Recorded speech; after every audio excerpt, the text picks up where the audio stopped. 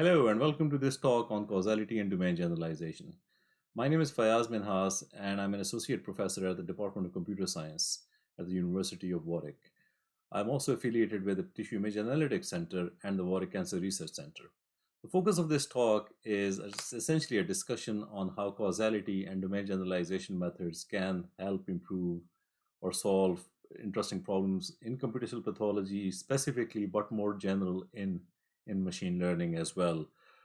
Before we begin, let's ask a simple question.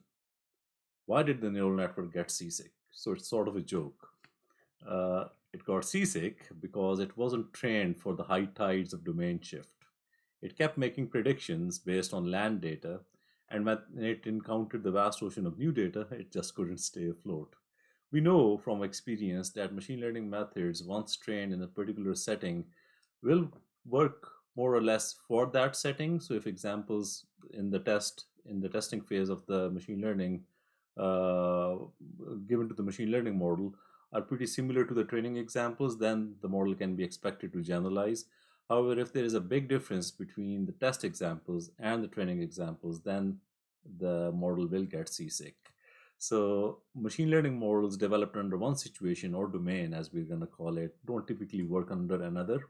So this can be in computational pathology due to variations in staining. So let's say if you've got a machine learning model for detecting cancer that has been trained in for one type of stain, it will not work on another type of stain. Or if it has been developed without appropriate safeguards or considerations for scanner variations, then we cannot expect the model to generalize very well when the scanner changes.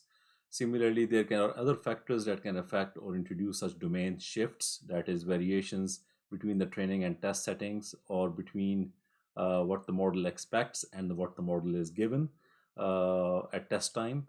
That those can come in from pathologist disagreements. For example, if we have a different concept of a certain disease at one site and then there's a different concept at another site, then the expected performance of the machine learning model would understandably be lower for the new site. Similarly, if you want to have a machine learning model that has been trained on hematoxylin and eosin stained images for cancer detection, or for another disease subtyping, then we cannot really expect the model to take in IHC images and still generate reasonable or sensible predictions.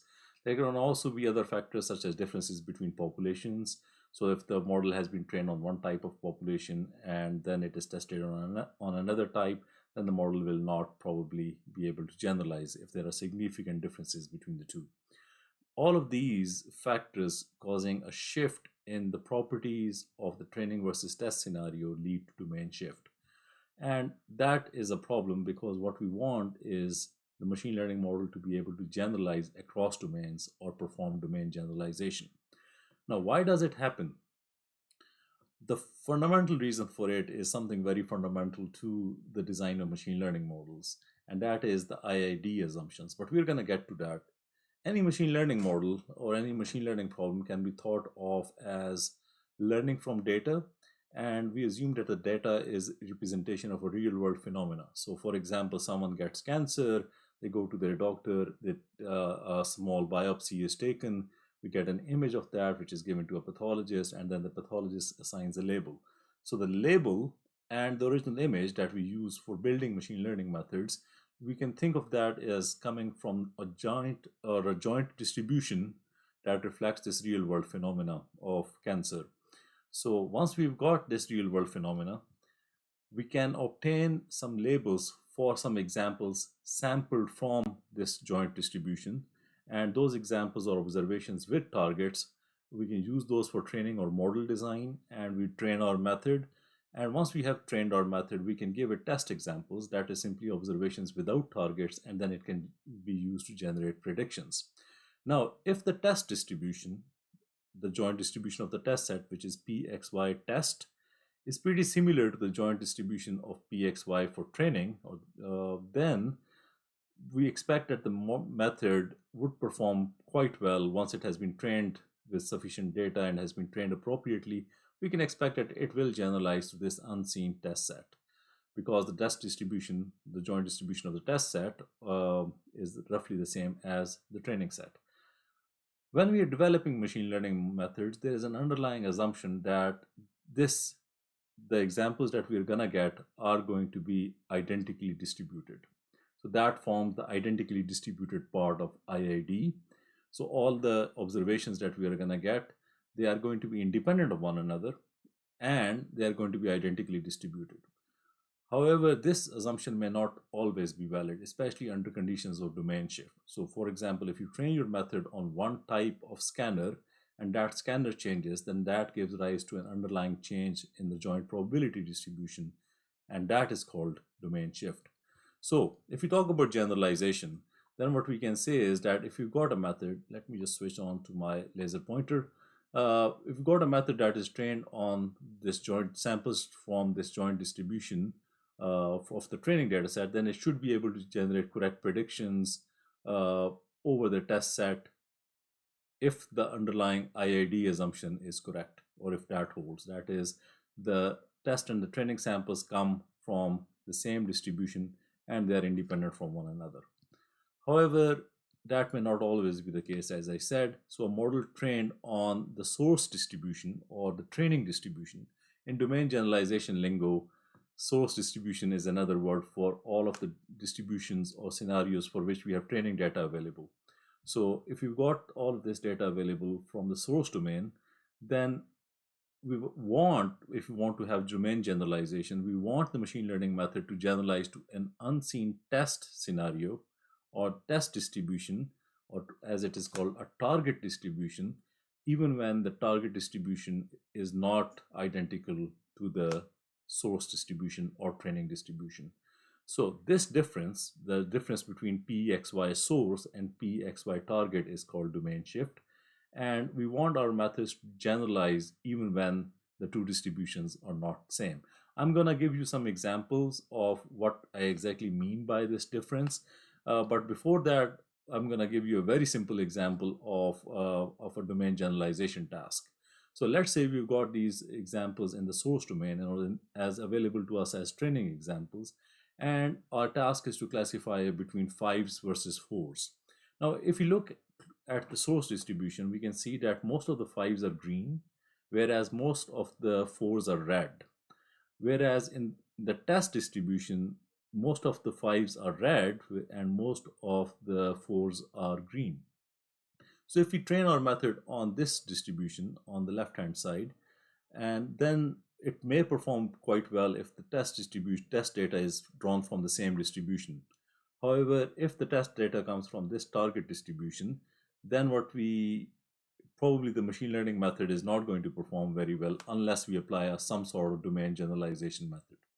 So that is roughly the scenario that we are dealing with.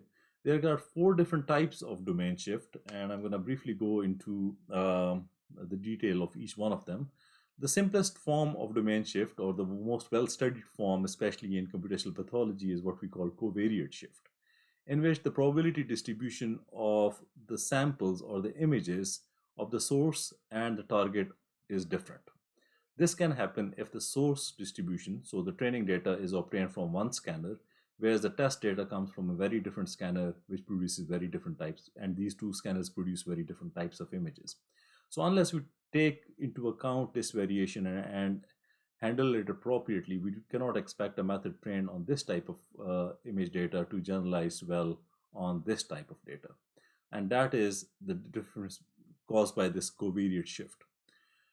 The next type of domain shift is what we call prior shift. And in this case, the distribution of Y, the labels, is different between train and test. So let's say we've got more cancer cases in one type of one site, in the testing site, in comparison to the training site. So that might require some adjustments of some thresholds of the machine learning method so that the method now generalizes to this other or new type of data that it is getting.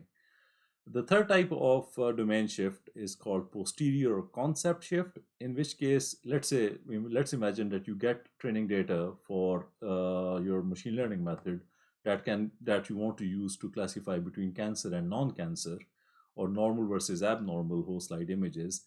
Then if you use your training data set, you use a certain pathologist to label your data set, then and just use one pathologist, and you test it on labels obtained by another pathologist, and if the two pathologists have different notions of what they perceive as normal or abnormal, then your classifier will not perform well. And this difference is caused by concept shift, because for the same image, the two pathologists may generate different labels because they have different concepts of whether this is normal or abnormal.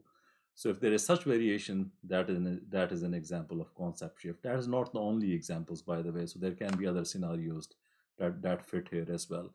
The fourth type of domain shift is what we call class conditional shift, in which we have got data that changes for only, or images look different for only one of the classes.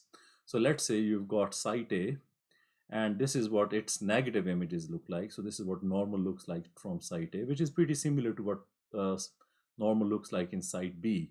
However, abnormal images for site A now look very different from abnormal images in site B.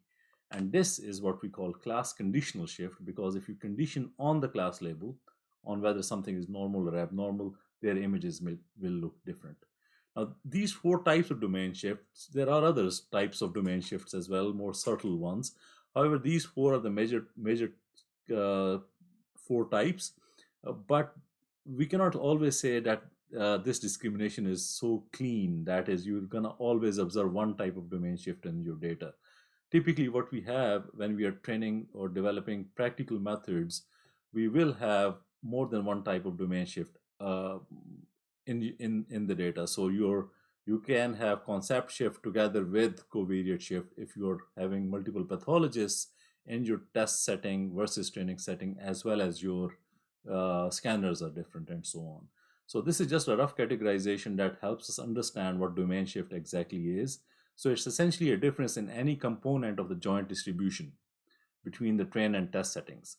In domain generalization method, what we assume is that we only have data for the source domains, and the test domains or the target domains, we don't have any training examples for that. And those form our target distribution set. If we do get some examples for some of the test setting or some of the target distribution, then that is called domain adaptation. But that's a very subtle difference. We are going to talk more on the domain generalization front rather than domain adaptation front.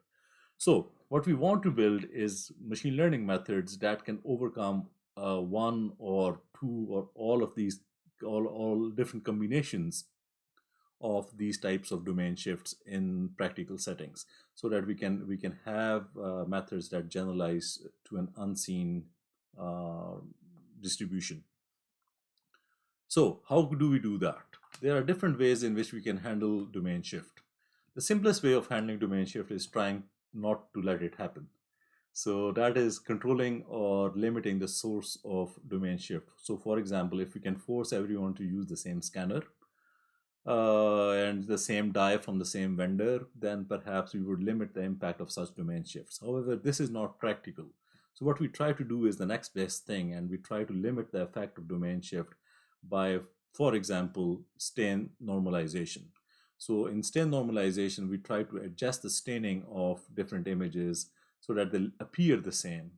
However, our work that I'm going to talk about towards the end of this presentation has shown that most stain normalization methods, or most existing stain normalization methods, actually don't do a good job in taking the effect of differences in staining out. The images may look the same after stain normalization, but there may be still subvisual information in the images relating to where they originally came from.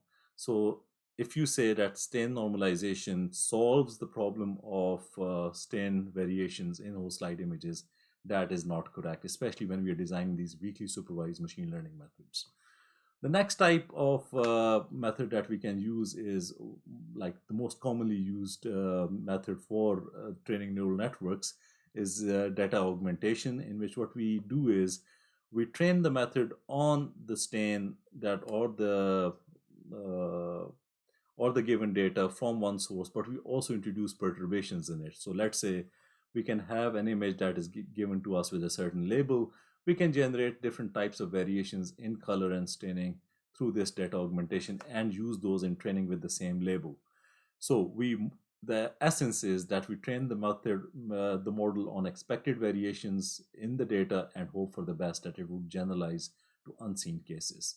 We can also do domain adversarial training, in which we try to make perturbations just like we were doing in data augmentation, but we make the perturbations in such a way that the model is fooled, or it is forced to change its label in an adversarial manner.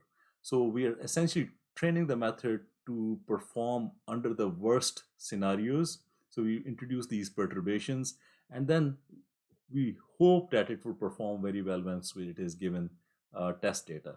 So we have developed a toolbox. It's called Robustness in Evaluation and Enhancement Toolbox, which offers adversarial training if you want to make your machine learning models in computational pathology resistant to such changes in an adversarial manner. The next way we can do that is self-supervised learning. And what we do over here is we want to learn representations of our data by using a large quantity of unlabeled data, such that the representation that we get will hopefully generalize to different tasks or generalize across different domains. So that's the main goal of self-supervised learning. Similarly, we can do ensemble training, in which we train different classifiers on slightly different variants of the data or different components of the data, in the hopes that this group of classifiers will behave better in comparison to a single classifier when data from a new or a test domain comes in. We can also use regularization strategies. The goal of regularization strategies is essentially making the neural network or any machine learning model not change its output due to small changes in the input. So if the input changes by a small amount with a regularization strategy in place, then the output is not expected to change by that much. And now, because the boundary is going to be a bit smoother, we can expect that the machine learning method is going to generalize well on a test distribution. The fourth type is domain alignment. So in this case, what we want to do is we want to make the difference between training and test distributions as small as possible by explicitly optimizing a measure of the difference between the distributions, such as KL divergence or Wasserstein distances. And these methods work pretty well for handling domain shift. They have their limitations that I'm going to talk about later on. The last method that I'm going to cover is called meta-learning, in which we can use data from different source domain to perform sort of learning to learn approaches that make the machine learning method learn to identify differences across domains in its training and help overcome these differences, so that the method can generalize to unseen settings. So this is a whirlwind tour of all of the different types of domain shift approaches or domain generalization approaches that are out there. This is not by no means an exhaustive list, so these are pretty broad strokes, but I just wanted to give you an overview of what type of machine learning methods are available and how we can use them for domain generalization. Our goal is essentially understanding. The reason I gave this summary is that we want to go ahead and try to understand a global weakness of all of these methods, of most of these methods, so that we can motivate causal discovery or methods that use causal domain generalization. If you are interested in understanding more of these domain generalization strategies, there are a number of very good tutorials and there are a number of very good surveys available out there in which these approaches are discussed in quite in detail. However, the fundamental problem with most of these approaches, these non-causal, as I'm calling them, or classical domain generalization methods, is that they implicitly minimize worst-case error and they are associative in nature. And allow me to explain this. So when we have got a classical empirical risk minimization problem, so any machine learning problem essentially. So what we want to do is we are given these positive and negative examples, and we want to minimize the loss function over the joint distribution of the training set or if the IID assumption is true, then this distribution will also be the same for the test set. So we want to minimize the expected error over the training data set, so to get our optimal classifier. When we have got, so this is the sort of boundary this minimization would give you. When we've got non-causal domain generalization methods, so think domain adaptation, sorry, any of the methods that we've talked on the last slide, so data augmentation methods, for example, or domain alignment methods. What these methods typically do is if you let's the simplest example you can think of is data augmentation. So let's say you've got these examples and you want to use data augmentation. Then what you're doing is using the existing data to generate more examples in the neighborhood of these examples. And then you try to fit a boundary through those. And the boundary is going to be a bit more smoother in comparison to what we had earlier. Let's say if you're using a regularization approach as well. So we can safely say that most of these methods that we reviewed on the last slide, they minimize the worst case error expected over not only the particular training domain that was given to us, but also over the neighborhood of the training domain. So let's say if you're given you've got a distribution, joint distribution pxy, then what we want to do is we want to sample different distributions in the neighborhood of this probability distribution, and we want to minimize the worst case error over this neighborhood. So all of these methods that we talked on the last slide, domain adaptation, adversarial learning, regularization, etc., fall into this type of minimize the error over the neighborhood approaches. And all of them don't explicitly optimize, or most of them don't explicitly try to minimize the error over the different test domains. So it's very similar to the idea of adversarial risk minimization, where perturbations are performed, for example, in an adversarial manner. Here, the perturbations come from differences in domain. And as I said earlier, similar effects can be obtained by regularization or representation learning, where we want to smooth out the boundaries and increase the support around the data points that we already have. However, all of these methods are associative in nature. They do not take into account the causal structure of the problem. And that is their fundamental flaw of all of these methods, which is overcome by causal learning, as I'm going to discuss next. But before that, why do we need even causality for domain generalization? We're going to take a small detour and try to understand causality from the ground up, at least for enough so that we can understand these causal domain generalization approaches. So when we talk about machine learning methods, what we are trying to do is, if two things are similar and we know the label of one of them, then the other one should also have a similar label. So that is what we call associative or Pearson-Fisher statistic-based machine learning. So this figure, taken from Judah Pearl's The Book of Why, this is where most of the machine learning methods are at. So they are very associative in nature. However, the next rung of the ladder of understanding is, what if we intervene on one of the variables? So, for example, if I want to change something, what would happen if I do this? So that sort of thing we cannot do with most existing methods.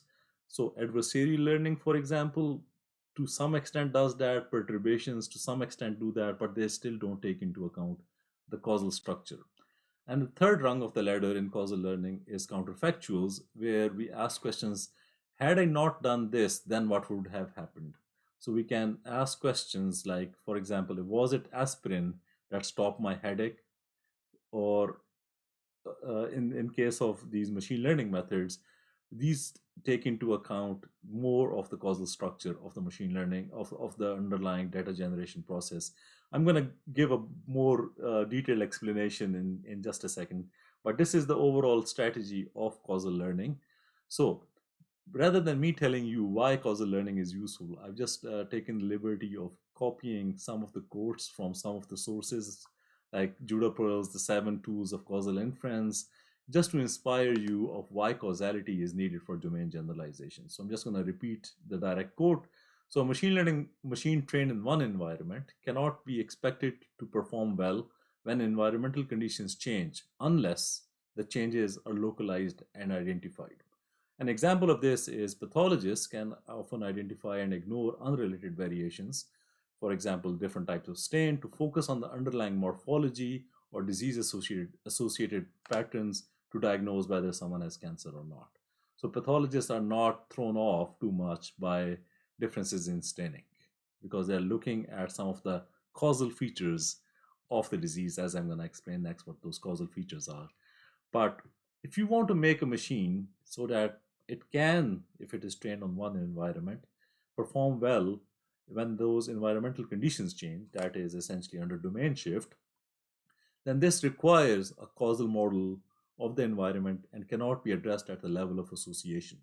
So as I said earlier, association is when what most machine learning methods use, that if you got two examples and we know the label of one of them and the two examples are very similar, then essentially we can infer the label or guess the label of this other unknown example.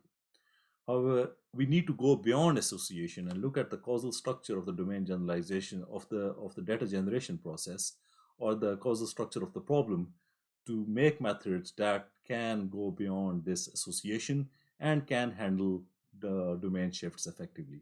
So for example, if we just use association, then a machine trained on one set of images, in which, let's say, if our task is mitosis detection, then if we train our method on a data set in which mitoses are darker in comparison to neighboring cells, then it will not be able to perform well on images in which mitoses are not darker in comparison to neighboring cells. So that is the limitation. So we need to make sure that the machine knows that it is not the color that is causing this. If you relate it to the 5 versus 4's example, I hope that would help you understand this a bit better. So we need additional information or mechanism of learning the underlying causal and invariant structure of the problem. And that's what we're going to do. These domain generalization methods, these causal domain generalization methods, essentially try to incorporate this structure into the problem itself and use that to solve this domain generalization challenge. So domain generalization approaches can be thought of as ways of incorporating causal structures or invariances into predictive models. Now they can do it either explicitly or implicitly, and we're going to talk about that, but we are going to talk about what is a causal structure first, okay, and how can we incorporate causal structures into machine learning methods. So now we're going to begin the proper talk on causal domain generalization. Up till now, what I've told you is that we need domain generalization for our methods to generalize well if we train them in one environment but we want to test them in another one. Excuse me. Most existing domain generalization methods are associative in nature. So they try to implicitly minimize the error not only for that distribution that is available to us in training, but also in the neighborhood of that distribution. And that is their fundamental limitation, and we've inspired why we need causal domain generalization. We want to incorporate the causal structure of the problem into the domain generalization process. So how do we do that? In order to get there, we need to understand some basic terms associated with causal discovery, and then how we can use causal methods to discover causal signals and what exactly that means, what are causal and anti-causal prediction problems, and how can we apply causal modeling for domain generalization. So some very simple definitions. So when we want to write the concept of cause and effect, so a simple example can be that whenever there is fire, the fire causes smoke and the smoke triggers an alarm. So this type of diagram is what we call a structural causal model, or in other words, a causal diagram. And this is used to show or just document, instead of writing it every time that the fire causes smoke and the smoke causes alarm, is just a compact way of representing this. So if you have, let's say, data about when some smoke alarms went off, when some of these alarms went off, and when there was a fire, what type of how would this cause and effect show up in data? So this is how it would look. Whenever there is smoke, we see an alarm, and when there is no smoke, we don't see an alarm. That shows that either the alarm is causing the smoke or the smoke is causing the alarm. However, which one of the two is the cause and which of the two is effect? So that is the question behind causal discovery. So how to determine if X causes Y or not? We can determine it using interventions. Remember those three rungs that now we're climbing up higher. We're not going just association, because if you compute the correlation between smoke and alarm, although logically it doesn't really make sense that the alarm would cause smoke unless the alarm burns for some reason. But from just a statistical perspective, it is not possible to draw this conclusion. So how do we do that? One way of doing it is to use what we call a randomized control trial. So what we do is we take our alarms and we divide them into two sets. We expose one of them to smoke and or fire, and the other one to no fire, and see which ones go off. If all of the alarms in the fire group or the treatment group uh, are on, then and all the other ones are off, then we have pretty good confidence that it is actually fire that is causing the alarms to go off. So that is roughly the idea behind randomized controlled trials in medical settings. We just need to make sure that there are no biases, that the alarms that we have put in the two groups are identical to one another, so they match with one another. So that if we make a change in one or expose one to the fire and expose the other one to fire, both of them would go on. And if we expose both of them to no treatment, then the observed effect would also be the same, that they wouldn't in this case switch on. So we randomized control trials are essentially divide the groups. You can take the patients and you can divide them into two different groups, expose them to different treatments, and observe the effect. And then that allows you to determine whether it is whether a certain treatment is causing a certain effect. The other way we can do it is we can go ahead and we can perform what we call a counterfactual. So, would the alarm go off if there was no fire but only smoke? Most of the alarms that we have are actually, or detectors that we have, they are not fire alarms. Actually, they are smoke detectors, and they detect smoke. So if we have no fire, so if we just cut this causal diagram off over here and we expose a detector to smoke only, then we can produce smoke without the fire, let's say using a smoke gun. And if the alarm triggers, then what we have deduced from this is that it was a smoke detector or a smoke alarm. So the cause of the alarm is indeed smoke, okay, not fire. That's the additional information we get when we use these counterfactuals. Another way of determining of determining whether something is the cause of another is to use causal asymmetries. So let's say we've got a very simple concept in physics and in real life as well, in common sense as well, that is that the effect of something cannot precede its cause. I cannot have this talk help you understand machine learning or causal domain generalization without giving the talk itself. So, so effects cannot precede cause, and that is the idea behind grandeur causality, which is typically used in economics quite a lot to understand what would be the economic impact of a certain decision that I make now. If I make a certain change, for example, if I increase the cost of a certain, let's say, petroleum, then what effect is that going to have will only occur after I've raised the price. So we use this type of causality to determine, we can use this to determine the effect of different type of treatments or different type of interventions. And so time provides us with an asymmetry in this case, in which observed effects cannot occur before the cause. However, those are not the only type of asymmetries that help us deduce whether something is the cause of another. We can also use statistical asymmetries, and under a certain assumption, we can observe some some statistical asymmetries in the data itself that allow us to determine whether X causes Y or Y causes X. I'm going to give you an example in a bit of such a statistical asymmetry, because most of the time, we're dealing with data and observational data where we do not have the liberty of generating smoke or dividing these patients into control groups, or we don't have a notion of time as well. So these statistical asymmetries, the appearance of those gives us a signal on what is the cause of another one. And this is a very fascinating area of research called causal discovery methods, and there's a lot of literature on this. However, our focus within this talk is just going to be on the essence of it. So we're not going to talk too much about these different type of causal discovery methods. We just need enough to be able to understand what those causal domain generalization methods would be doing. So if you've got this type of association, that's pretty clean, that Z in this case fire causes smoke, and then the smoke causes the alarm to go off. We can deduce this type of structure by either using interventions, counterfactuals, or these asymmetries.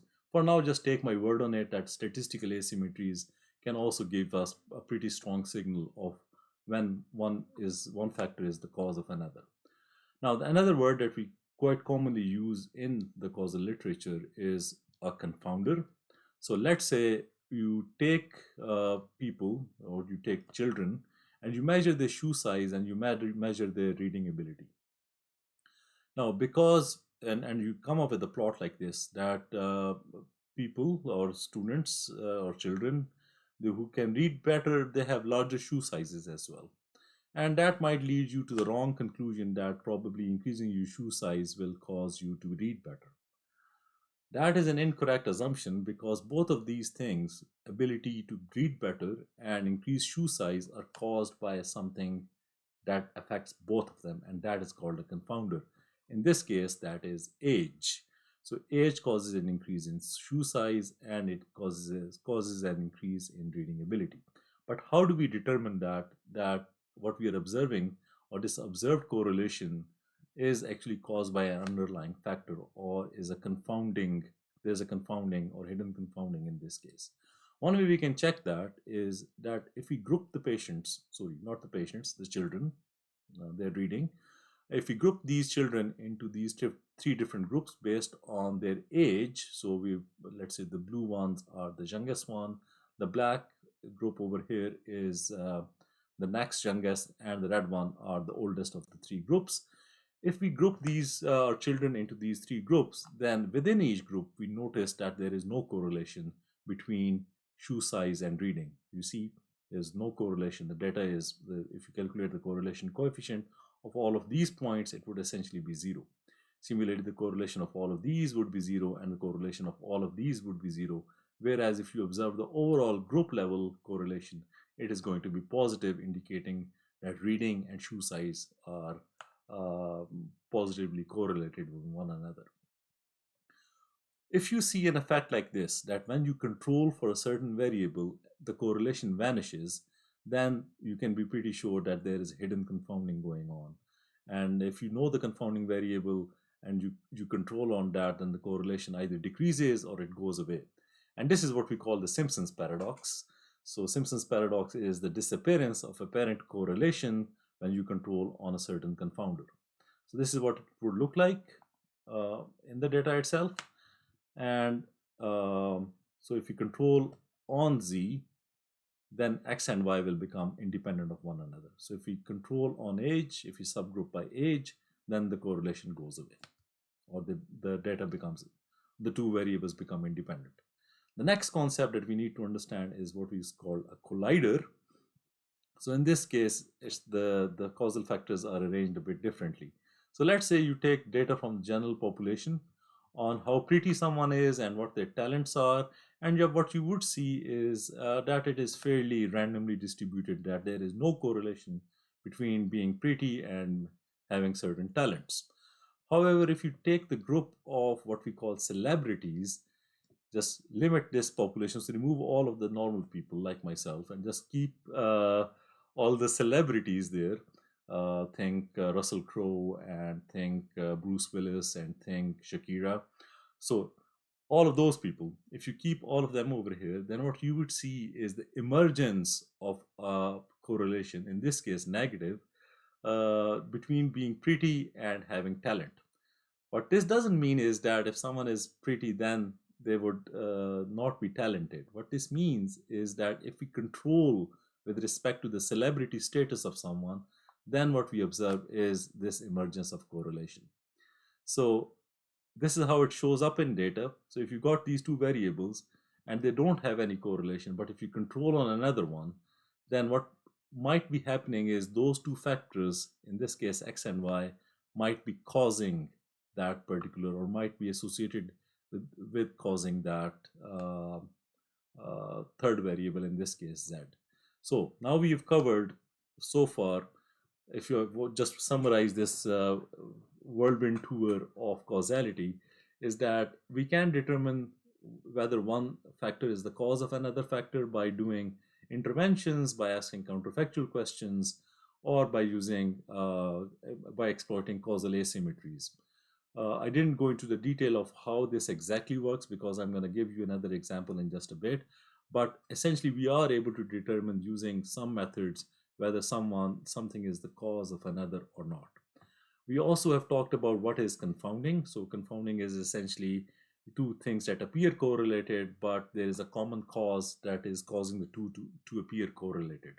In this case, we took an example of age that is a confounder for shoe size and reading ability, or the correlation between the two, between shoe size and reading ability. Such correlations will vanish when we control for the confounding variable. Collider is the opposite thing, in which we have no correlation between two things, so being pretty and being talented. But if we control for a factor that is caused by both of these factors, then a correlation emerges. In this case, if we control on the celebrity status, we observe an active correlation. And these are the basic type of structures that we would see in our data. So one thing can cause another, which can cause another thing, or one factor can cause two different things, or two different objects, two different factors can cause another factor. And we can observe a combination of these as well.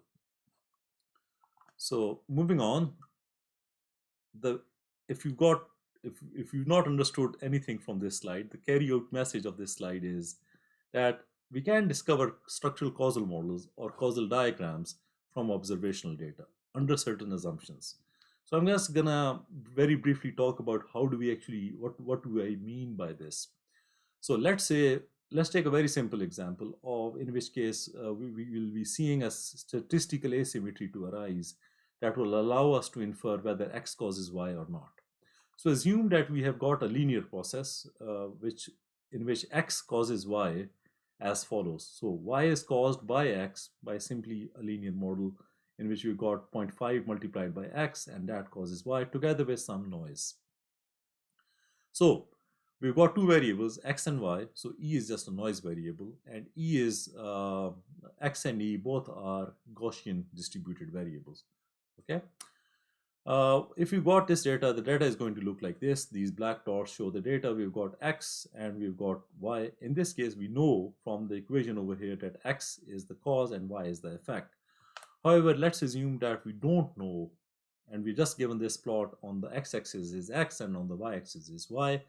How do we actually determine which one is causing which other one? That's the goal. Now, one thing we can do in this case is we can build a simple linear regression model, and we can try to predict y from x. So imagine if you're given two columns, x and y, and then what we can do is we can build a model of predicting y from x. So the model will look something like this. Y prime is equal to fxy given x, and we have got axy multiplied by x plus bxy, and then we can find these parameters axy and bxy through regression, and then we can go ahead and calculate the error between y, the predicted y, and the actual y, and that would be our residual for this model.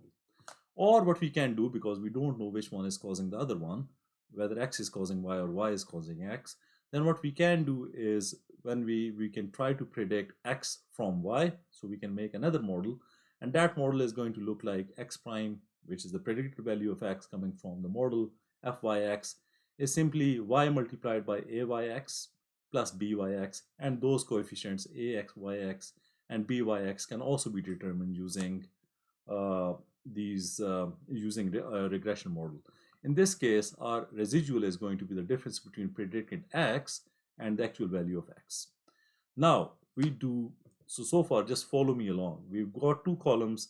We've two models. One predicting x from y and the other one y from x. Okay, so we built these two regression models. Those models will look, if I plot these models, those models are going to look like this. So this blue model is the model of predicting y from x. So it's going to look like this. And then if we've got model that predicts x from y, and we've got errors of both of those models. So when we measure error for the red line, we are measuring error between the predicted x and the actual x.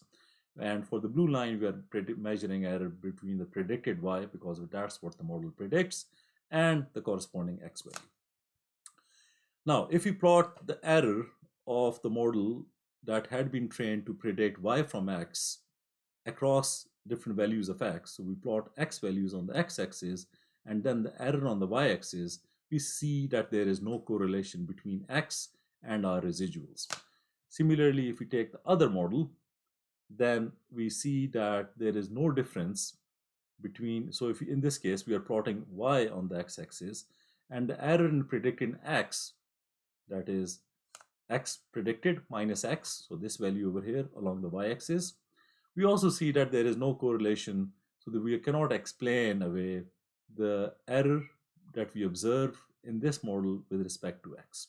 Similarly, we cannot explain what error, how much error there is versus the value of y, and that's expected because linear regression, essentially the residuals are independent of the value of the input variable in this case. So the mutual information that explains away how much the y variable, y-axis, which is error in this case, can be explained by x, or the correlation between these two is always zero or very close to zero in this case. However, so we are not able to, we don't see any asymmetry here. We don't see any, we're not able to determine if x causes y or y causes x if your noise variables and your input variables are distributed under a Gaussian distribution. However, if they're not distributed under a Gaussian distribution, then things get interesting. What we can do is the same setting. The only assumption we are changing is that x and e, instead of being Gaussian distributed, are uniformly distributed. We again make two models. So we try to predict y from x, and we make this regression model. And then we make another model in which we predict x from y. And we again, so these are the two, in this case, the data is going to look like this because it's not Gaussian distributed, it's uniformly distributed. So the noise is uniformly distributed and x is uniformly distributed. Then the models that we get are going to look like this. So this red line, so the blue line is when we try to predict y from x, and this, so this is the first predictor over here, the red line, and the blue line is essentially, sorry, I think I mixed up. The blue line is essentially when we try to predict y from x, which is the first thing over here, and then when we try to predict x from y, that is the red line. Okay, so we've got these two different models. So we can calculate the residuals again, which are the errors of this first model and the second model. And let's plot those errors with respect to the x variable, which is the input variable of the first regression. And we see that this is essentially uniformly distributed and there is no correlation and no mutual information between x and y. So we are not able to explain the error that we are observing with respect to x for the first model, okay, for this model. However, when we do it for the other one, we see something interesting. We can see that the error that we have on the y-axis of this second model can be explained to a certain extent, as you can see in the plot, that the error is dependent upon the input value of y. So if there is an input dependence of the error on the input, then that means there is some mutual information between y and this error, which we observe over here. The code is here if you want to run this yourself later, these experiments. But what we see over here is that although the linear correlation is zero, we do observe a difference in mutual information, which only happens in one of the two models, not both of them. Okay, unlike what we observed in the last slide, where we observed that we were not able to explain the residuals for both of the models. Here, under this assumption that our input x and the variable e are uniformly distributed, then we can deduce that there is an asymmetry when for the both models. In one case, when we want to predict when we predict x from y, we observe some mutual information, whereas when we try to predict y from x, we don't observe any mutual information. And this leads us to the conclusion, and this is always going to happen as long as these assumptions are satisfied, that we would see some mutual information between the input variable y if that is the effect of x. So this is what I mean by a statistical asymmetry. Just like time gives a temporal asymmetry between cause and effect, in which case event the effect of an event cannot precede the event itself. In this case, if you got these two variables and you don't know which one causes which other one, and both your data are uniformly distributed, then we can deduce some statistical asymmetries, in which case we observe a dependence of the error residuals of one of the models on the input variable y, which is the effect, and that's always going to happen as long as these assumptions are satisfied. So if you've not understood anything from the past discussion, here's a simple carry home message, which is we can infer whether something is causing another thing or one factor is the cause of another using just observational data, as long as certain assumptions are satisfied. So we can observe a causal asymmetry if your x and your noise variables are uniformly distributed and your f of x, or the causal effect model, is linear. Then we can infer that a statistical asymmetry would arise when we fit these when we fit two models, one for predicting x from y, which is over here, and we would see that in this case, if x causes y, then there would be a degree of explainability of the error residuals with respect to y, whereas no such thing would occur for x. So this emergence of causal asymmetries allows us to infer which factors are causing which other factors. And this is going to be very useful when we're going to talk about causal features and anti-causal features in images. So these statistical features can be used to, or these statistical asymmetries can be used to discover causes and effects. And once we know cause and effect in a given model, we can use it to infer these different types of causal features, as we're going to discuss next. So moving on. So causal and anti-causal prediction problems. So far what we've done is we've not touched causal domain generalization so far. We just try to understand what are causes and effects when one thing causes another, what is a confounder, what is a collider, and how can we observe statistical asymmetries in observational data that allow us to determine if one thing is causing another without doing any randomized control trials.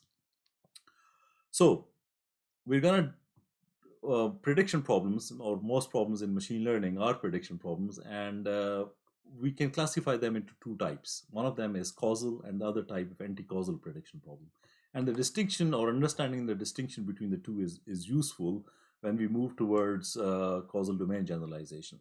So let's take the task of predicting protein expression from gene expression. So if you're familiar with the process of gene expression, then here's what happens. Within each cell, you've got this DNA. A small molecule comes and binds to your DNA and allows it to express itself in the form of RNA, which is called gene expression. And you can measure that by using RNA-seq or different sequencing technologies. And then that transcript of the RNA, that thing that we produce for a given gene, gives rise to different proteins, and you can measure how much of a protein of a certain type of protein is being expressed, say using immunohistochemistry or IHC measurements.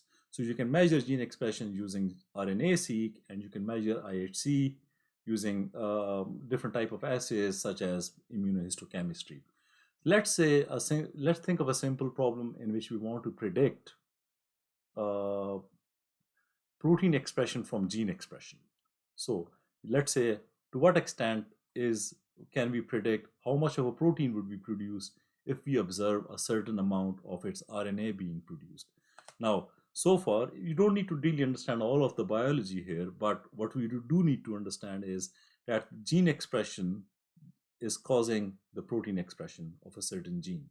So the RNA needs to be there for the protein to be formed. And RNA always comes first, and then the protein comes next. So there's a temporal asymmetry. So we know that the gene expression is the cause of protein expression, and hence the arrow between the two. And if we want to predict protein expression from gene expression, then this type of prediction problem, in which our direction of prediction of going from X to Y or going from gene expression to protein expression, aligns itself with the direction of causality, which is again from gene expression to protein expression. So prediction problems in which this is the case are called causal prediction problems. But if we want to predict, let's say if we observe a certain amount of protein and we want to infer how much gene expression is taking place, then that problem, in which the direction of prediction of, in this case, of using information about the protein expression to infer information about gene expression, then indicated by this black arrow, is in opposite direction of the direction of causality, then such prediction problems are called anti-causal prediction problems. So that is the major difference between the two. I'll also give you some other example. So you can think of it as, when we are trying to predict, or you can generalize this concept further by saying causal prediction problems are problems in which we are trying to predict effect from a given cause, or in which case the direction of prediction follows the direction of causality. Anti-causal prediction problems, on the other hand, predict cause from effect. So in this case, you observe a certain effect, and we want to infer, we want to deduce or predict the cause from it, or the direction of causality is in opposite direction to the direction of prediction.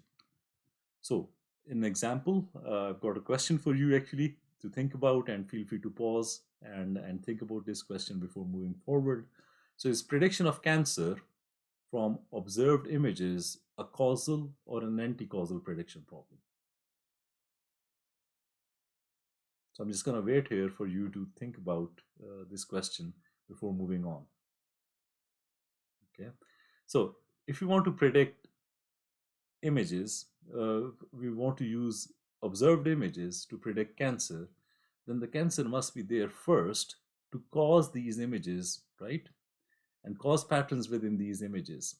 So your input is X, which is an effect of having cancer or no cancer.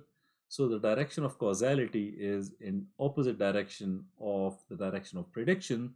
So if we follow this logic, then this problem is an anti-causal prediction problem. Okay. Another question I have is, which of the two problems, two type of prediction problems, the causal or the anti-causal prediction problem, which ones do you think are easier to solve? So I'm going to pause here and I'm going to give you some time to think by asking the question, which one of the two are easier to solve. What I'm essentially asking, most of the time, are anti-causal prediction problems easier to solve with machine learning in comparison to causal prediction problems or not? So I'm just going to pause here again for you to think about this before moving on. Okay. So the answer to this is grounded in the second law of thermodynamics. And I'm not going to go into the detail, but I'm just going to copy a quote from this awesome book, The Animate and the Inanimate by Sidis. And this says that under the second law of thermodynamics, it is easier to explain an event as the effect of past causes than as the cause of future effects. So it is easier to predict a certain cause from an effect. I'll give you an example to explain what this means. So let's say you observe someone's shadow. Now the shadow will be caused by light, and it will be caused by the object itself. If I just give you the object, then you will not be able to predict shadow, because the object by itself will not contain any information about what type of light is falling on it, and hence will not be able to predict what the shadow is. But if we observe a shadow, then we might be able to deduce what type of object, whether there was an object there or what type of object it was, especially if you also know like what was the incident light. Okay, so prediction of an effect, of a cause from effect, is easier in comparison to the prediction of prediction of an effect from a cause. More technically, what we are saying is the probability distribution of the cause does not contain any information about the effect given the cause. Or in other words, the probability distribution of effect given cause is independent of the probability of the cause. So if we have a certain cause, then the effect is going to happen, but we have no information. But knowing that doesn't give us, or more precisely, if we observe a certain cause, then if there is a certain probability to observe a certain effect, it still doesn't tell us about the probability of the cause. However, if in the other way, we have more information, in which if we observe an effect, then we can infer something about the probability of the cause, and that allows us to explain an effect, explain away a cause by observing an effect, and that leads us to the understanding that anti-causal prediction problems are probably, or more generally, easier to solve with machine learning in comparison to causal ones. This type of distinction gives us very deep insights into when certain machine learning methods would work or not. So, for example, there's a very interesting proof in the book, in the paper by Bernard Sholkoff on causal and anti-causal learning, from which this is taken, and they talk about that self-supervised learning will only benefit or improve prediction accuracy for anti-causal prediction problems, or where the causal structure is not very clear. However, it will not improve your prediction accuracy if you have a causal prediction problem. And that's a really deep insight. So if you want to apply self-supervised learning, for example, somewhere, you may want to ask yourself this question: is my prediction problem a causal one or an anti-causal one, before moving on? I'll not be going into the detail of that because that's a sidetrack discussion. We need to get to domain generalization or causal domain generalization. So far, we've covered the differences between causal and anti-causal prediction problems. But the next concept, and now we're getting more closer to how things observe, how things we can, what type of things we can see, what type of causes and effects we can see in images. So, if you remember our discussion a while, just about 5 minutes ago, we were talking about that we can use data to infer whether something is the cause of another. Similarly, we can ask these questions in images as well. So let me ask you a question, and we can determine the direction of causality in images as well by asking these questions. So here we ask a counterfactual question. We ask two questions actually. The first question is about this particular image. Actually, both of the image questions are about this particular image, in which we see a car on a bridge over a body of water. Okay. So the first question is, what would this scene look like if I were to remove the car? Well, if I take away the car, what's going to happen? Will the bridge still be there? Will the water still be there? Will the clouds still be there? Would the sky still be there? Yeah, I don't think anything is going to happen to the bridge if we remove the car, right? However, what would happen if we were to remove the bridge? If I remove the bridge, then what would happen to the car? The car would also be gone, right? It would just sink and we wouldn't be able to see the car. So the presence of the bridge is a cause for the presence of the car in this image, in the sense that if the bridge were not there, then the car would not be there as well. And however, we can say that having the bridge is not the only cause for observing the car.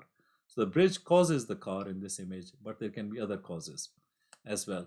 So what I'm trying to get at is, just like we asked we can ask counterfactual questions, and we can observe if something is the effect of another or the cause of one thing, and we can deduce causes and effects using statistical asymmetries in tabular data. When we've got x and y, we can pretty much do the same thing for images as well. Under certain assumptions, it might be possible to infer what objects are caused by what other objects.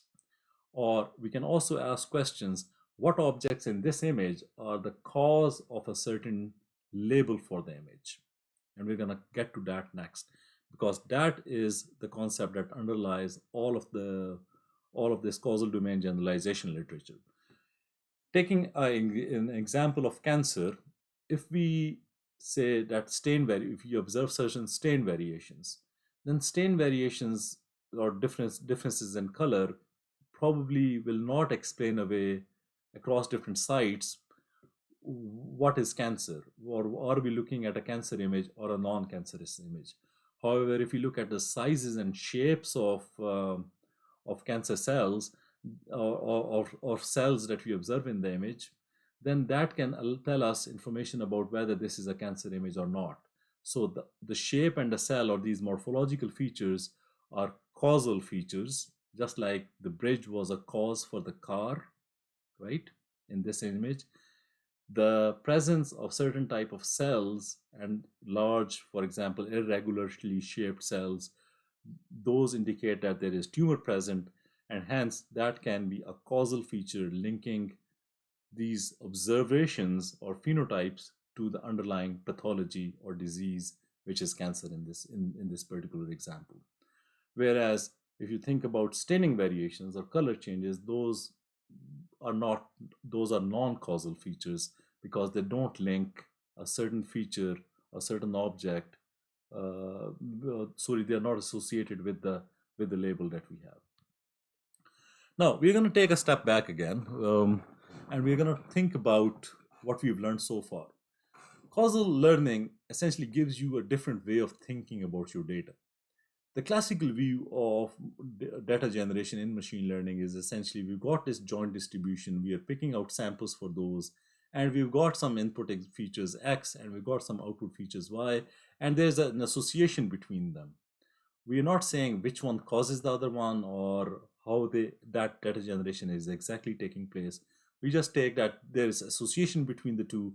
So if we train a machine learning method to predict and give it an example of a certain X with a certain Y, then at test time, if the test example is similar to one of the X's that we observe in training, then probably the test example is going to share the same label. So that is classical or associative type of machine learning that we typically do in computational pathology and beyond. However, causal learning gives us a different perspective of the data generation process, and that is really interesting to understand. It forms the basis of causal learning and also of causal domain generalization. So that goes something like this. So let's say we've got an object in an image, and that object is causing the label of that particular image. So for example, think of cancer cells. So if there is an underlying pathology of cancer, then that is giving rise to these cancer objects or cancer cells, and those cancer cells will have some features like shape and morphology features, as I just talked about earlier, which are linked to the label, right? However, there can be other features that are not linked to the pathology of that are not linked that are not causally linked to the label, sorry, but they affect the certain object. For example, color or staining. If there is differences in staining across different domains or different centers, then that is going to color these objects, these cells differently, but it really doesn't affect or is not associated with the label directly. So if there is an underlying true process that gives rise to the object, we can observe certain features of the object that are linked to those to the target label, and those are called causal features. However, there can be other non-causal or domain-dependent object features, which are essentially a feature of the domain itself. So color variations, staining variations, for example, those are giving rise to these features. But the thing that we observe, that is the image in our discussion, what we observe is a collection of these causal and these domain dependent features. Okay, and that is very different from this very planar view or associative view of this classical machine learning. Here is a more detailed example of how this causal view can be applied to explain data generation in computational pathology. Let's say we've got this disease mechanism, which is unobserved ground truth, which gives rise to a certain type of histology or tissue patterns, and those tissue patterns can be observed in the image. However, this disease mechanism is not the only thing making a change in the histology, because that is also affected by different type of genetic, epigenetic, demographic factors, and a bunch of other factors that are specific to the patient, right? But they are not associated with the disease mechanism. Some of those factors will actually affect certain disease mechanisms, okay? And then they would also affect the histology. Over here, histology is a collider of these demographic features or patient-specific features, as well as the disease mechanism, which is typically not observed.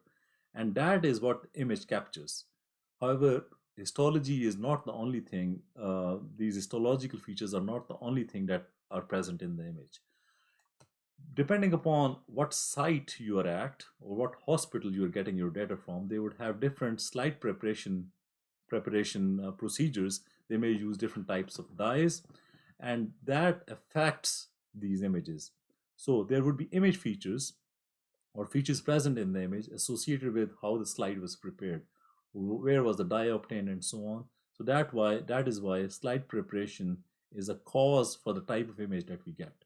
Similarly, if we digitize our images at a certain site using a certain type of scanner, then that is also going to impact the type of image that we get. A pathologist then comes in and they assign a label to this particular image that we observe. So this label assignment is what we observe as the ground truth. So remember, there was an actual underlying disease mechanism which is not observable to us directly, other than what the pathologists, based on their ability to discern a certain disease pattern, have given us. So the pathologist label of someone's cancer is what we observe as the ground truth, and it is based on typically the causal features. So a pathologist is not thrown off by variations in slide preparation too much or variations in digitization too much. There are actually papers showing that pathologists are invariant to these variations. So their label is typically unrelated to is only dependent upon the causal features, whether they observe, let's say, mitosis, whether they observe irregular shaped cells indicative of cancer, and so on. And then these pathologists, based on this observation that they've made, they're going to pass this label to an oncologist who's going to determine a treatment, and then that treatment, together with other factors that are taken into account while selecting treatment, for example, demographics or age, they determine the survival of the patient. So that is roughly, if you got survival data, that's where this is coming from. If you got diagnostic labels, that's where this is coming from. But this causal view of computational pathology, of data generation, we typically don't consider that either, at least explicitly, when we are thinking about data in machine learning in general or in computational pathology in particular. There are also certain interesting observations that we can make here.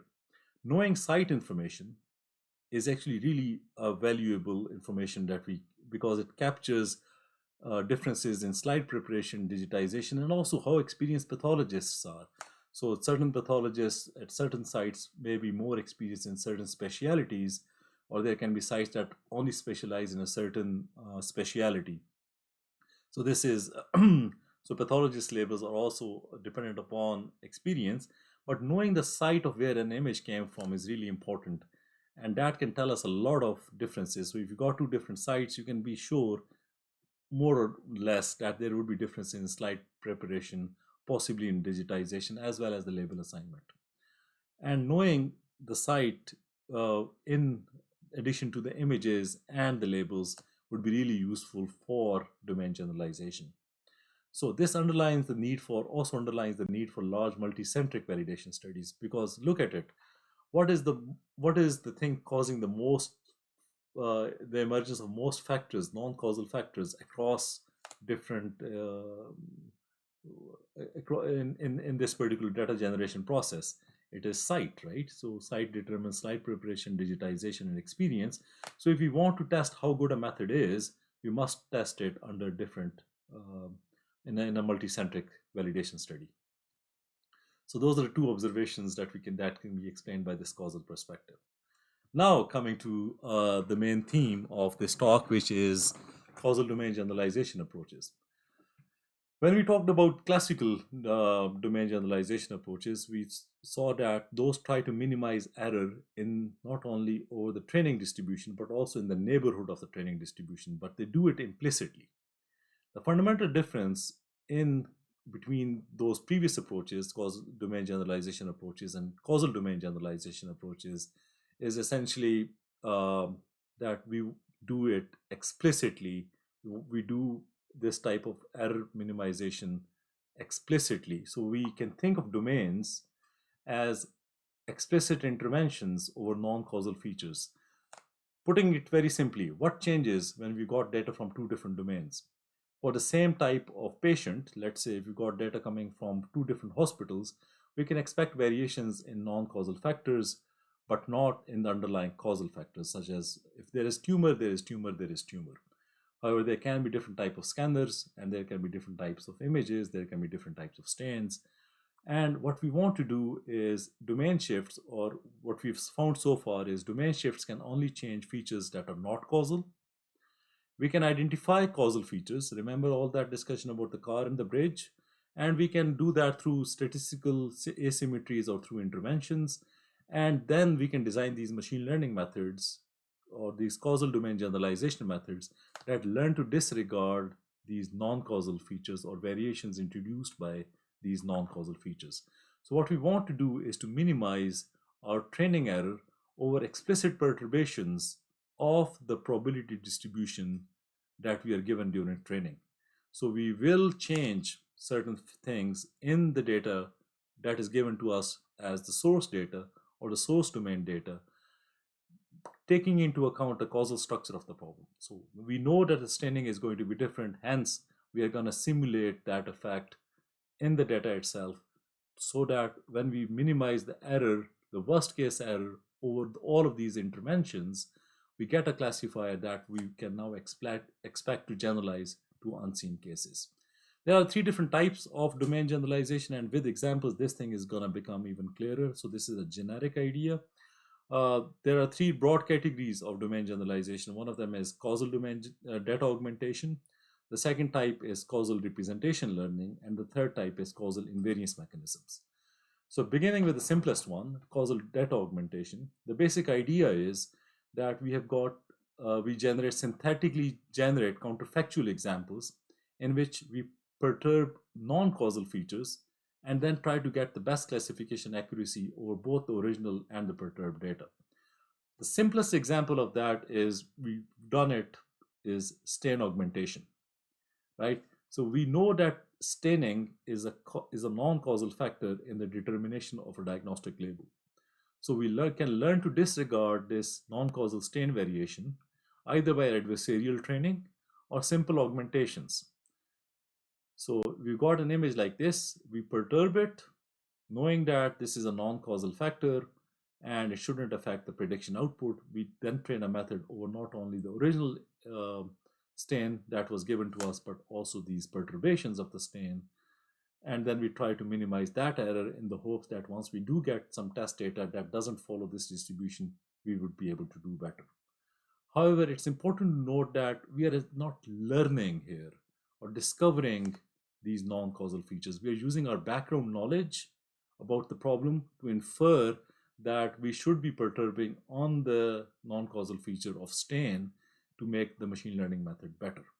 So that is how, like, if we were doing this discovery of non-causal features, then it would fall more under uh, causal data augmentation. But just because we are using domain knowledge to make these perturbations doesn't exclude them from causal domain, doesn't exclude stain augmentation from causal data augmentation strategies. It's also interesting to note that uh, thinking about causality also tells us where such methods will not work. So classical data augmentation is only expected to help if the perturbation that we are making is over non-causal features. If, let's say, we make a perturbation in the stain that actually is related, and that staining is related to the diagnosis of certain thing, then augmentation is going to actually worsen your performance. So if they perturb causal features, that means if these perturbations that we introduce over these features, we accidentally introduce them over causal features, then we also need to change the class labels. If you're not doing that, that would introduce noise, and then this method will not work. There are other ways, there are other cases where data augmentations will not work as well, but we're gonna talk about those later. So here's a simple way.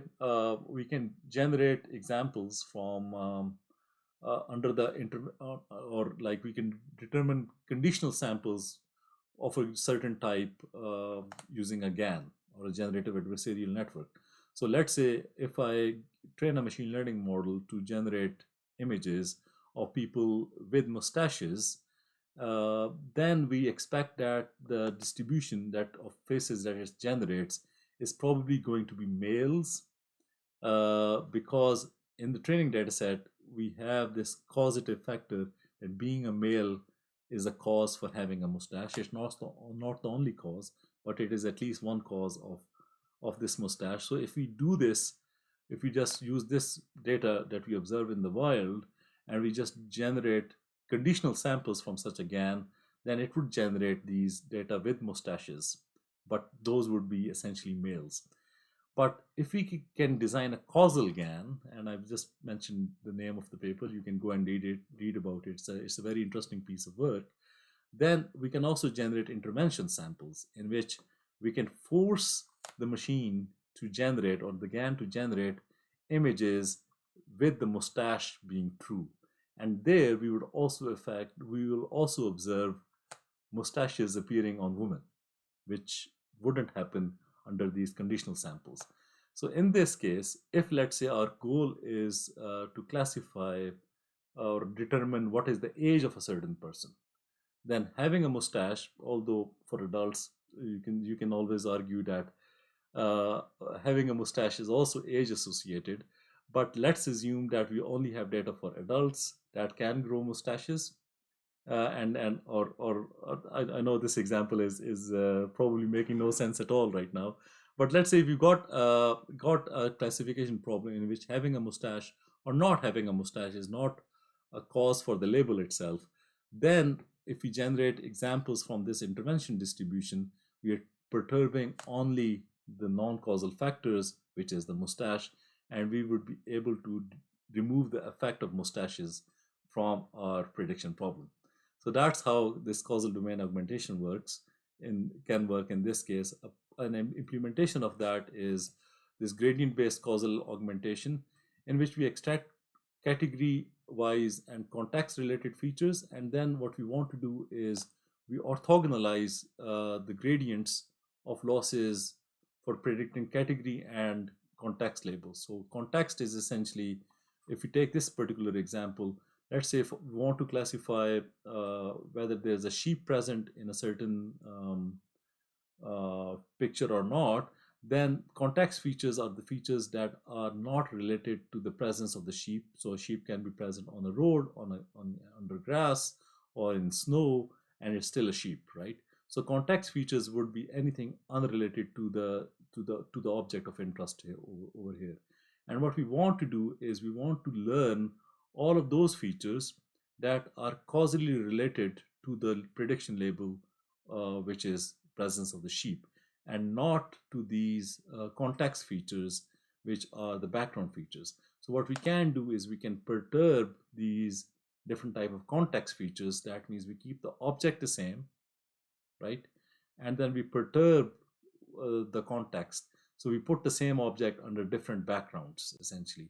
And we train the machine learning method to be able to predict under these different backgrounds the object that we see in front of us. And that leads us to a stronger classifier because that would now learn the presence of the object and not presence of the background to be able to produce correct predictions.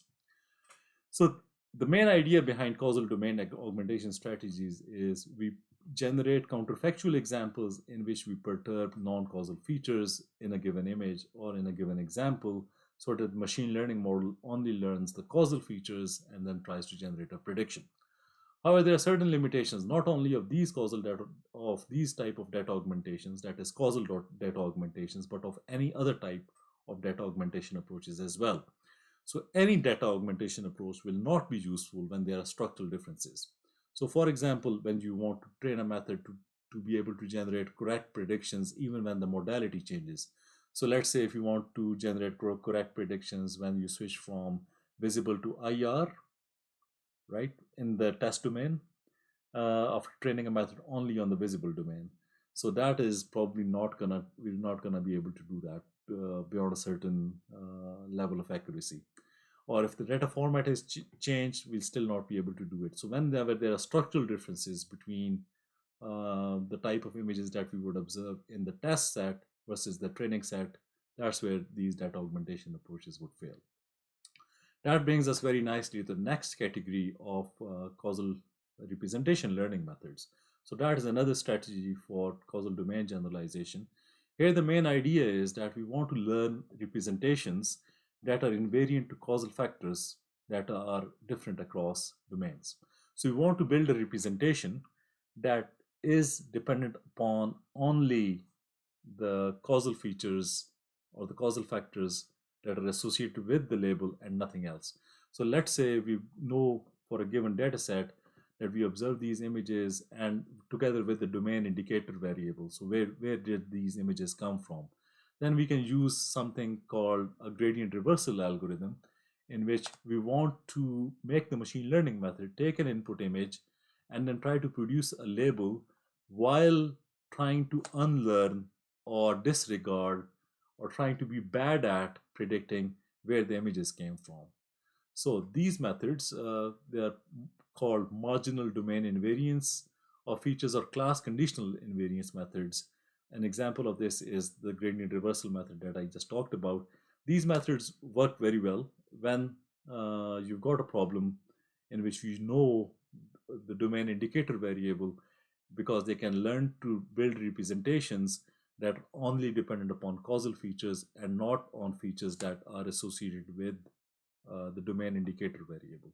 So an example of some examples over here, let's say without domain adaptation, let's say if you got color MNIST, so different colors of of digits, then we can see that the train and test distributions are very different from one another.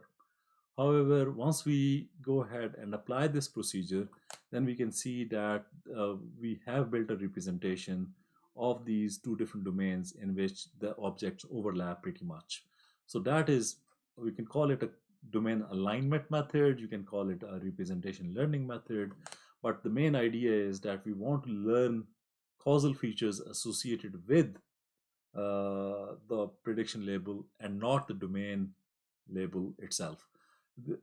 Domain invariant component, domain independent component analysis is another example. But these methods essentially what they try to do is at a very conceptual level, what they try to do is they want to learn the representation of an object X. Let's say the representation is phi of X, which is independent of the domain given the label. So that's why they are called class conditional invariance methods. We want to learn a representation that is dependent upon the label itself, but independent of the domain once we know the label. These methods work pretty well, as I said earlier. However, they have certain failure modes. So let's say we've got this. This is a very simple cartoon example that I took from a very interesting paper that I'll discuss on the next slide. In this case, we've got two features, x1 and x2.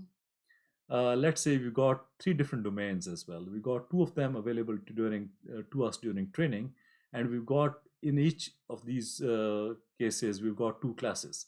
So there's a red class and there's a blue class, and we've got these two features for different source and target domains. So for the first source domain, we've got these features for one group of, so class 0 is over here and class 1 is over here.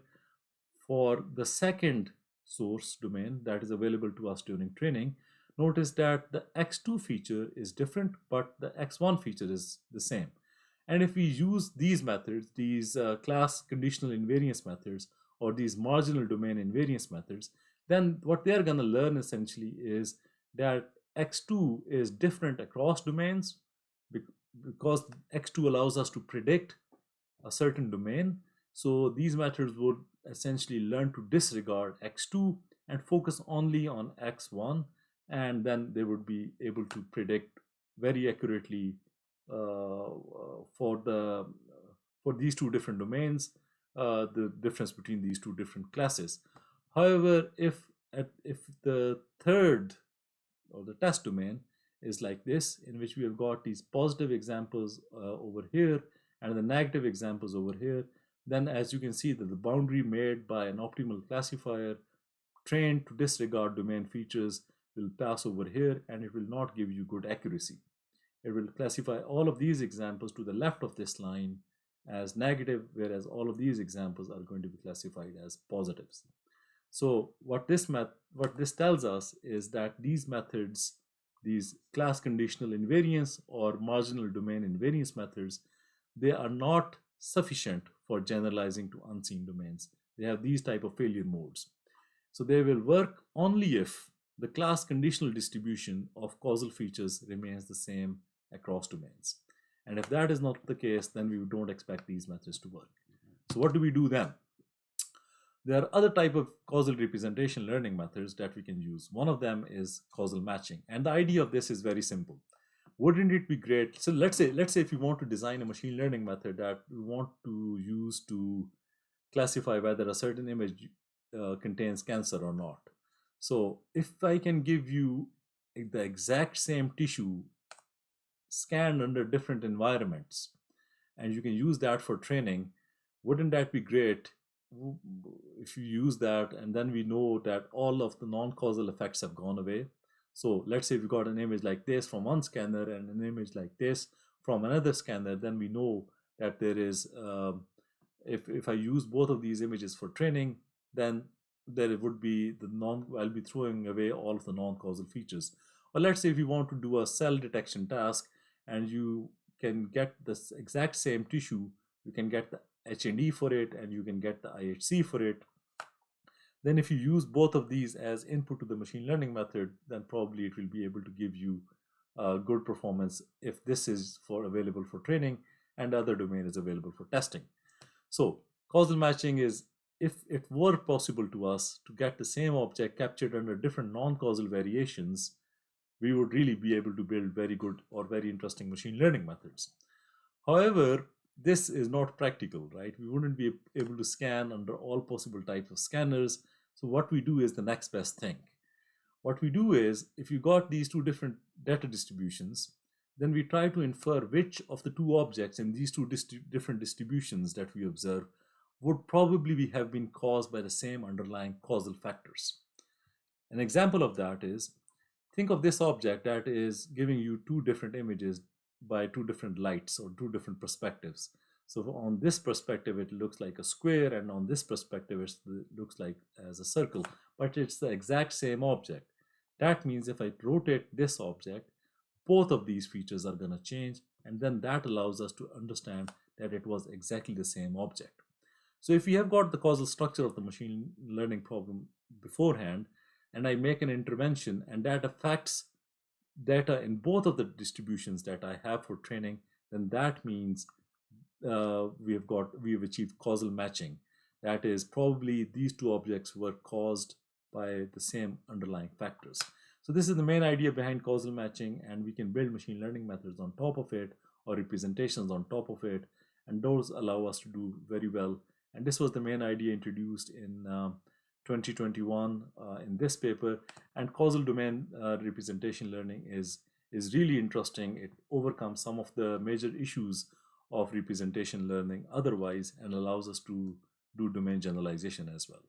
The third type of machine learning method that we can use for causal domain generalization is what we call causal invariance mechanism.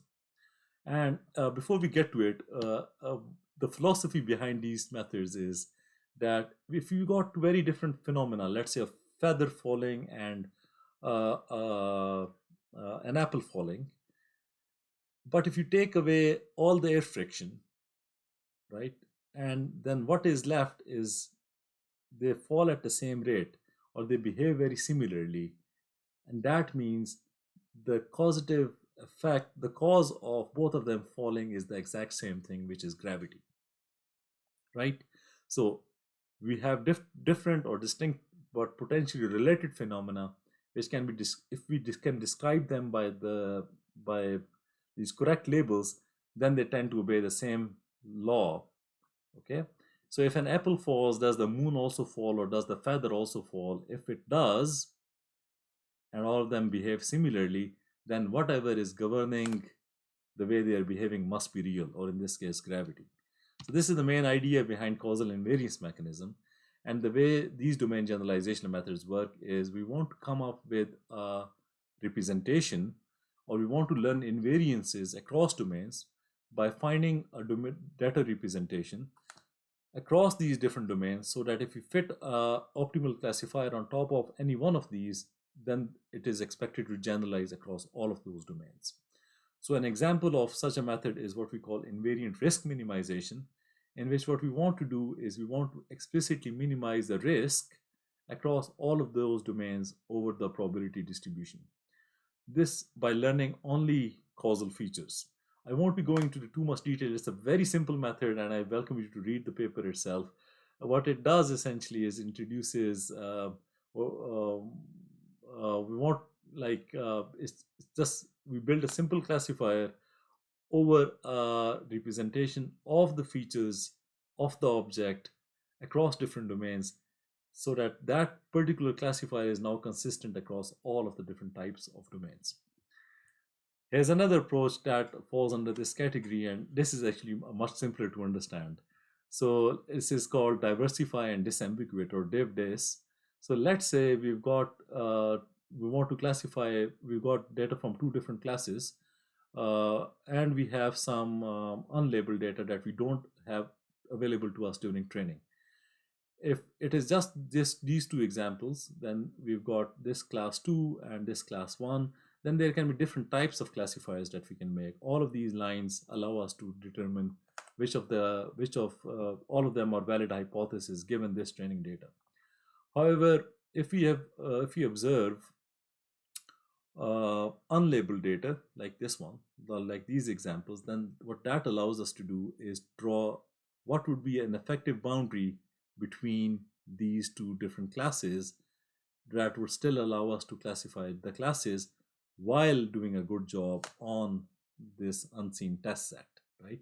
So what we do in this approach is we build all the different varieties of classifiers we can build given the training data set that we have, and then we just take one or two examples from the test distribution. So it's kind of like constructive domain adaptation, and then we just get the best classifier that allows us to reduce the minimum number, or gives us the minimum number of errors. So the principle of operation is essentially the scientific method.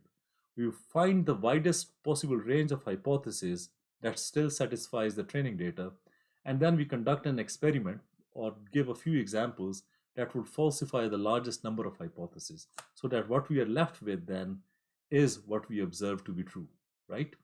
So if we can have a multi-output neural network, we generate the most diverse set of classifiers by minimizing overall error, right? Just as we do. And then we get some of these unlabeled examples to select which of these hypotheses are incorrect. So let's say if we got all of these hypotheses, then if I pick these two examples and I label them, then I know, and if I label them, let's say blue, then I know that all of these hypotheses that would misclassify these examples are false. So this is what this div-dis approach does, and it's a really interesting way of doing domain adaptation or domain generalization while taking into account the scientific method or learning from the data together with some unobserved variables. So here's a simple algorithm that if you ever want to do domain generalization, how can you make it work? So it's based on a very philosophical way of being lazy. That is, if you don't need to do it, don't do it. Or an exceptionally skilled sailor tries to stay out of situations that cannot be resolved without the use of those exceptional skills. So let's say you have a machine learning problem and you try different baselines without any domain generalization. If it works, you're fine. You go ahead and enjoy. If it's not working, then what you want to do, or what you may want to do, is to visualize your feature embeddings, right? And if the feature embeddings from different domains look very different, then you've got a problem with domain shift. That is, first detect domain shift, but you can also use different type of metrics such as KL divergence or MMD to determine if there is domain shift present. And you can calculate the amount of domain shift as well using these methods. So if a machine learning method, let's say aiming to classify between cancer and not, is also able to determine where the images came from or predict a source site, then you've got domain shift problems, right? If that doesn't happen, then you can try with other methods and hopefully you'll be able to find your bug and fix it. But if it is significant, then you can identify the sources of different domain variations. So is it staining? Where are the sources? What might be causing these differences to appear? And you can try to limit their effect. And if you're able to do that, then you can try your baseline methods and you can enjoy. However, if you're not able to do that, you might just want to try simple augmentation. And if that works for, domain generalization, if not, you may want to use regularization. And if that works, you're good. If not, you may want to get some target domain data and you can try domain adaptation. Now, this is a really interesting philosophical question. If you're working in the medical field, then I think, it's my personal opinion, that because we are aiming for is correct prediction for patients, then we should be open to using domain adaptation methods if that allows us to do better on the test set, right? And also, if that doesn't work, we may want to try adversarial training, and if that works, we're good. If not, we may want to try classical domain alignment methods. If those don't work, we can construct a causal structural model, and then we can try causal domain generalization method. However, what I would suggest is whenever you're given a machine learning problem, before even thinking of solving it using machine learning, build the causal structural model of the data generation process, because that is going to tell you about all sources of variations and it's going to make your domain augmentation experiments, if you ever need to do it, much easier. If you don't need it, it's just going to be a limited exercise in discovering what the causal structure was. It's going to give you more insights about the data. But if you need it, then it would also be useful to use these different type of causal augmentation approaches, causal domain generalization approaches. May want to begin with causal augmentation. You may then want to go for causal representation learning or causal invariance learning like div-dis methods. So far we've covered these three broad categories. There are other methods that I'll not be talking about because I want to talk about other stuff. However, if causal domain generalization also doesn't work, then you may want to think or rethink your existence and model problem choices, and you can make presentations like this, or you can just accept absurdism as a philosophy of life and move on. So now we want to talk about some of our work on understanding domain generalization or detecting and measuring domain shift. So what we found in the TCGA, that you can get images like this, and of course we know which site these images came from, and these images look very different from one another. So there is different staining, definitely. So this image is of the same class as this image, but these images look very different in their color, right? And it's just because these were stained at different centers. If we apply stain normalization, you can see that we can control visually all of these images that we have obtained after this stain normalization step now look pretty much the same.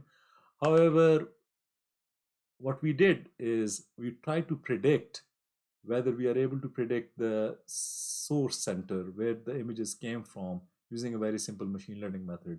And we did it at the whole slide level. And this was the first time that anyone had done this at the whole slide image level. And what we found that is whole slide images definitely contain a signature of where the image came from. So the AUC ROCs of predicting where the image came from are pretty high. And it is even high if you do stain normalization. And we tried with different types of stain normalization, the existing methods out there, and none of them was able to fix this problem. What that tells us is that these stain normalization methods, they may make the images appear similar or more controlled, but they will not solve domain generalization problems for you. And we've also proposed a new type of machine learning method called MMD, host slide level MMD kernels, or an SVM based on these kernels that allows us to measure the degree of similarity between two whole slide images. So the way it works is that we take a whole slide image, we divide it into different patches, and then we've got these two different patches, and then we compute a degree of similarity using this maximum mean discrepancy kernel between the two, and that tells us how similar these two images are. And then we use a kernel method to classify these images, these whole slide images. However, this MMD is also very useful in measuring domain shift. So this is the whole slide image level kernel of all of the breast cancer data in the TCGA. And what we observed is that wherever this kernel value is high, then that means that based on the MMD assumption or based on the MMD kernel, those two whole slide images are very similar to each other. And that means we can cluster these images, right? And that clustering reveals some really interesting patterns, most of them dictated by staining. So this way of visualizing whole slide images will give you certain idea of whether there is domain shift present, and you can actually quantify it as well. We actually use this method to infer how domain shift affects the ability of a machine learning model to predict accurate predictions. So we took a TP53 mutation status prediction task in which we wanted to predict the TP53 mutation status of a given image using this MMD approach. And we got some really state-of-the-art result of an AUC ROC of 0.77 over the TCGA dataset. However, if we control for the degree of similarity between train and test, then what we observe is that the AUC ROC is going down. That means that is a more realistic AUC ROC of what we can expect if the test images are more different from the training images. So there is definitely there's a degree of domain shift present. So we would expect this classifier to work quite well on images that are of the same type as the images that it has been trained on. But if it is different, then we can see that as degree of domain shift measured using this MMD goes down, the accuracy goes up, the accuracy goes down. So that's our observation. If you want to read a bit more about this MMD kernel, it's available it's published in this paper. And if you want to read more about our work on this discovery of signatures, then it is available in this paper. Do tissue source sites leave identifiable signatures in whole slide images beyond staining? The short answer is yes. So they do.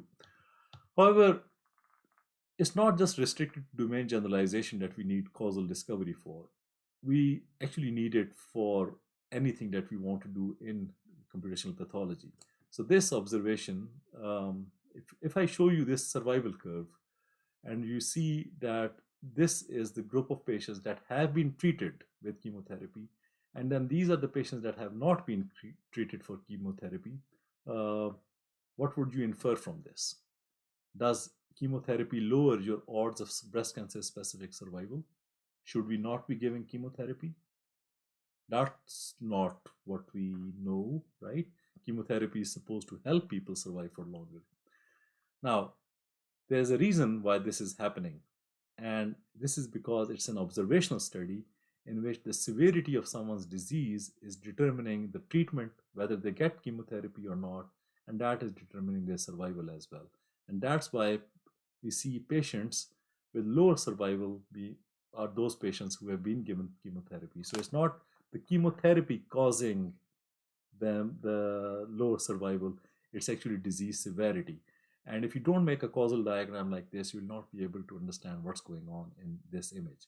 So over here, we have a classical collider in which if we take only the patients that survive at a certain number of years, we see that the patients that have been given this treatment of chemotherapy, they survive, their odds are lower in comparison to the patients that have not been given this treatment. But that doesn't tell us the story. So the situation is kind of like analogous to what we saw about the pretty celebrities. Okay. Uh, Fairness is another important place where we can apply causal domain generalization and causal discovery as well. So this is some results of our cancer detection task, in which we were given whole slide images of cancer patients, colorectal cancer patients, and we wanted to predict whether, we were given these colon biopsies and we wanted to see whether someone has colorectal cancer or not. And if we got really good AUC ROCs using graph-based method, which is available for you if you want to read that in this paper. But if we do some fairness analysis, so is the method better at predicting cancer or detecting cancer or abnormalities in males versus females? Then what we did is we found that it's roughly the same. However, there are differences across age. Now, where might those differences be coming from? So age less than 50 is perhaps a different domain than age greater than 50, right? And how do we generalize to patients that are even younger? Because colorectal cancer is more and more, it's coming in people at a younger age. We also can analyze the effect of ethnicity, and we can ask interesting causal questions regarding that. Our recent work has also focused on whether we can use causal learning or concepts of causality to determine what are machine learning methods or weakly supervised machine learning methods actually predicting. So our recent work, that's not the only work. There have been works before that are predicting gene expression of a certain gene from whole slide images. So you make a neural network, you push in a whole slide image, and you generate a prediction of the label whether the certain gene is being expressed, highly expressed or not.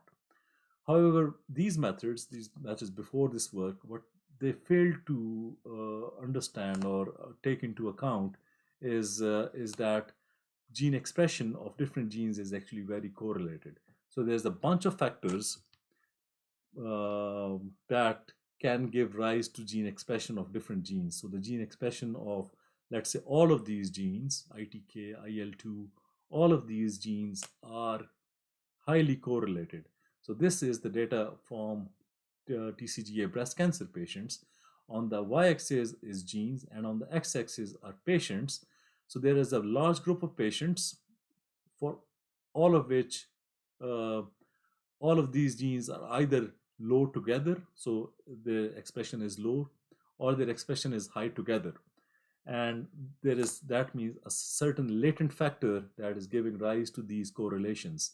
So just like we saw an example of confounding, there is essentially a latent factor that we call and discover using correlation explanation methods that is giving rise to these different genes co-expressing. So for example, in this case, we call this latent factor G3 or group 3. And this group 3, its status is determining which genes are getting expressed. So when this status is equal to 1, the group status is equal to 1, then all of these genes are active together. And when it is inactive, then all of these genes, they don't express. So when we were building a predictor of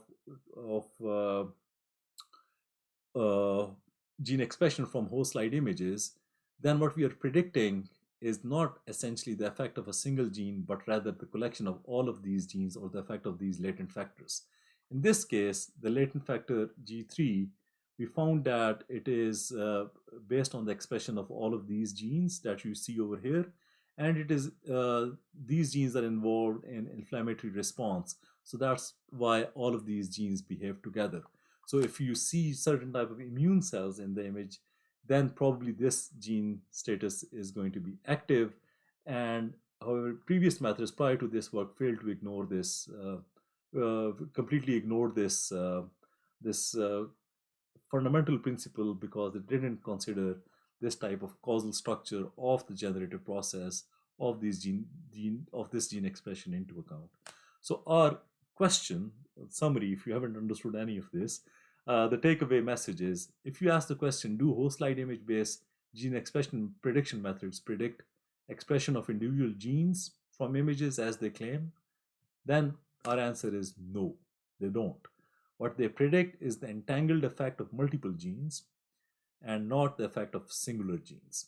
And that really brings us very nicely to how causal learning and understanding these causal mechanisms would give you really deep insights on how your machine learning methods are behaving, what their limitations are, and what are the opportunities underlying those. So to conclude, we can say that nothing makes sense without the causal lens. If you want to do domain generalization, you need to look at causal domain generalization methods, because they overcome some of the limitations of associative domain generalization approaches. And these methods, or the causal structure that you would learn when you model your data with with a causal structural with a structural causal model, it will also help us understand what do these machine learning methods actually predict. If you got any questions or comments on this presentation, please feel free to reach out to me. I'll be happy to discuss those further.